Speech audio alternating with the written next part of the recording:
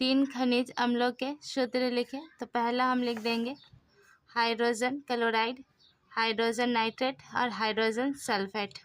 फिर है एक कार्बनिक अम्ल का सूत्र लिखें, तो फिनॉल। फिर है बैटरी अम्ल क्या है, तो बैटरी अम्ल हमारा है, क्वेश्चन नंबर 3 है सिरका में कौन सा अम्ल होता है, तो हम लिखेंगे एसेटिक अम्ल।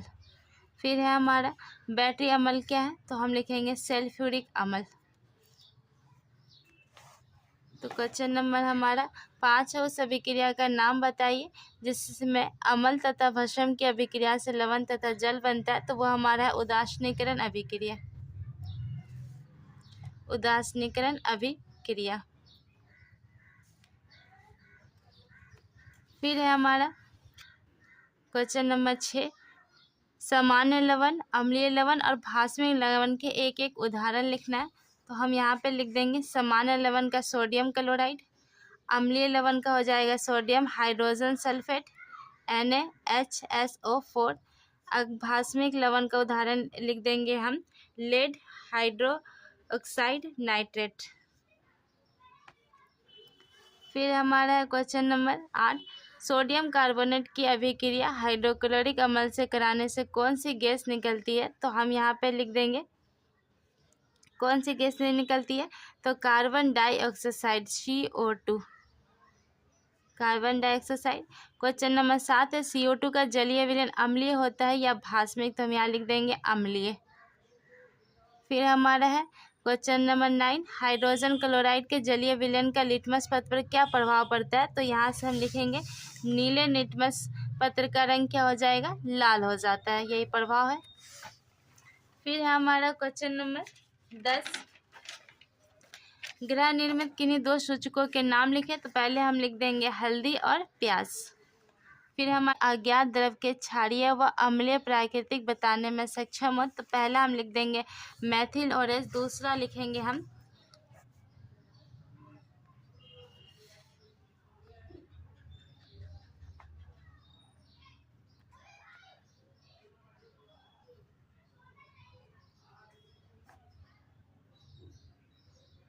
फिनोप्थेलिन। ठीक है। फिर हमारा 12 नंबर, किस क्षार के लवण में धात्विक आयन नहीं होते हैं, तो किस क्षार के लवण में धात्विक आयन नहीं होते, तो अमोनियम हाइड्रोक्साइड। क्वेश्चन नंबर 13 है निम्नलिखित अभिक्रिया को पूरा करें। तो हम यहाँ पे लिख देंगे जिंक का अभिक्रिया हो जाएगा सल्फेट के साथ और हाइड्रोजन गैस निष्कर्षण होगा। और यहाँ पे हो जाएगा लोहे का अभिक्रिया हो जाएगा हमारा क्लोराइड के साथ, यहाँ भी हाइड्रोजन गैस निकलेगी। अब है हमारा नंबर 14, pH मान 6 और pH मान 2 वाले विलयन में अधिक क्षारीय कौन होगा, तो जिसका मान कम होता है ना, एक जैसे अधिक क्षारीय है, 2 क्षारीय है, तो यहाँ पे हम लिख देंगे pH मान 2 वाले विलयन क्षारीय हैं। अब है क्या pH मान 8 वाले विलयन जल से अधिक भास्मिक होते हैं, तो यहाँ लिख देंगे हाँ। फिर निम्नलिखित में अम्लीय लवण, भास्मिक लवण और उदासीन लवण को चुनना है।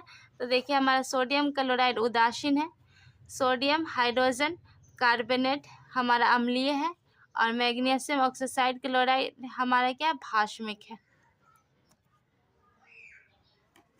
फिर क्वेश्चन नंबर हमारा 18 है निम्नलिखित अभिक्रिया को पूरा करना है। तो हमारा देखिए पहला जो अभिक्रिया है, इस तरह हम यहाँ पे अभिक्रियाओं को पूरा करके लिख लेंगे।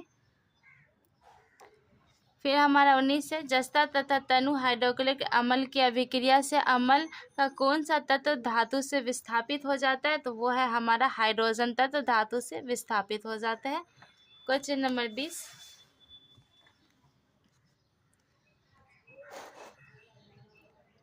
तो क्वेश्चन नंबर 20 जो है हमारा, एक सूचक का नाम बताइए जो विलयनों में विभिन्न हाइड्रोजन आयन +H की सांद्रता के स्तर को बताने में सक्षम हो।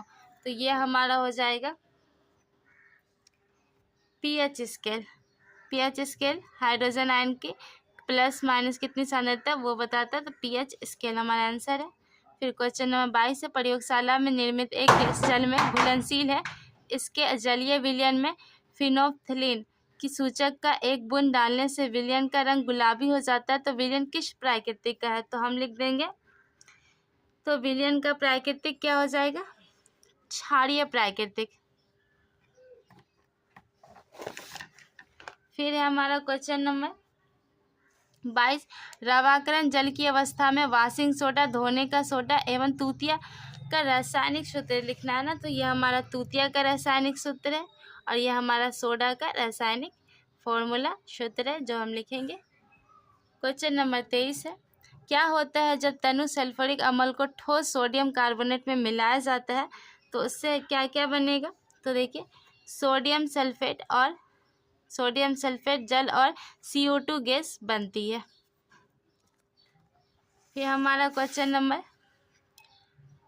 24 है, किसी विलयन में हाइड्रोजन आयन जलीय आयनों की सांद्रता बढ़ाने पर उस विलयन के pH का मान पर क्या प्रभाव होगा? तो pH का मान क्या होगा? कम हो जाती है।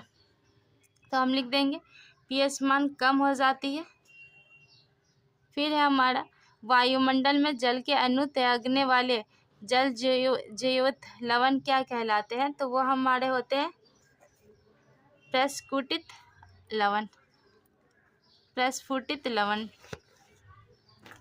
फिर है हमारा क्वेश्चन नंबर 26, पौधे के संतोषजनक वृद्धि के लिए मिट्टी के pH का मान कितना होना चाहिए? तो 7 के आसपास रहना चाहिए।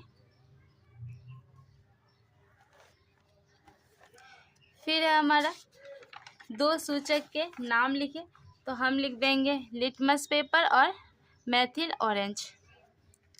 फिर है हमारा, साधारण नमक में किस यौगिक को मिलाकर आयोडीन युक्त नमक बनाया जाता है? तो हम लिख देंगे KaLO3 या Kl। रसवेद लवण का सूत्र लिखे तो हम इस लवण का सूत्र लिख देंगे Ca ब्रैकेट LaC फिर ब्रैकेट फिर 2 लैक्टिक अम्ल।